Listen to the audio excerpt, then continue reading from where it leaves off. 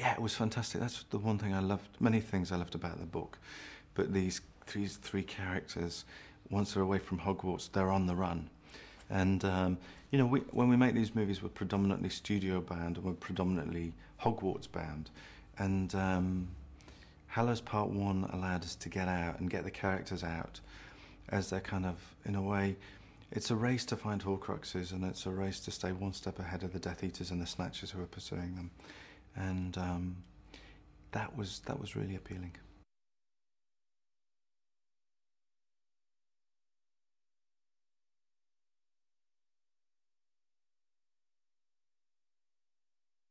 Do you know, it's great. I mean, they've grown up around a lot of green screens, frankly, and that's what's really wonderful about them as well, because they're probably the most experienced actors in the world at working in green screen environments.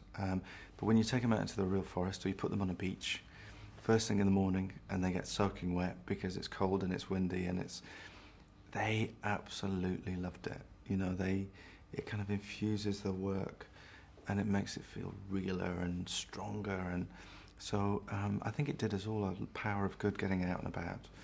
And also I have a huge crew of people who work with me. We make these films together, and rhythmically for the crew, it's good to get out.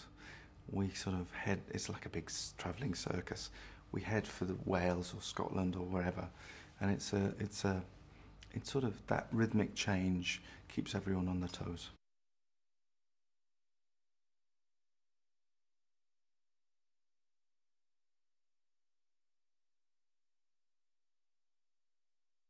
Ah, we loved doing that. It was really fun. It's a really tender scene in the movie, and I had a choreographer called Anthony Van Last, who's a really clever man.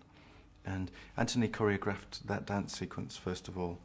I went away for 2 hours. I said, Anthony, just work with Dan and Emma. And I came back and sat down. I was very nervous, and we pressed the music.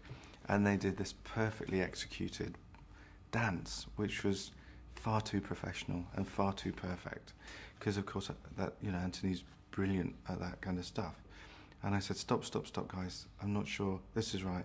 I said, can we just make it a bit more awkward and a bit more fumbly? Because they don't know how to dance. They've never danced. This is the first time they've ever danced. And Anthony said, got it. I went away for another hour, did another shot somewhere else, doing something, came back, and Anthony had given them several moves which they could then kind of almost riff around. So he gave them a very basic framework, but the dance is essentially theirs. And I sat down, we played the music, and it was this really awkward, fumbly, slightly funny, but very sweet and moving, awkward dance together. And I said, Anthony, that's perfect. Keep it like that, a bit kind of deconstructed.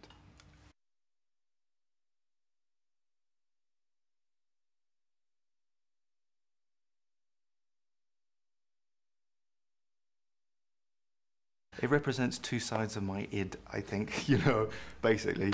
There's part of me that sort of goes to the melancholic and the poignant and the sad so easily. But then you bring out the pyrotechnics and the big boxes with buttons that you press to blow things up, and I suddenly schizophrenically shift to this 8-year-old boy who just likes the kind of big explosions and the fights and stuff.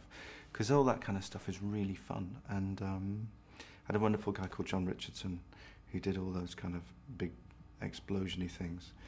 And we shot the movie, so there'd be 2 days where we'd shoot something like The Dance, which is so delicate and intimate, and then the next day we'd be out having Death Eaters fight, you know, and blow things up. So it was a very bipolar experience.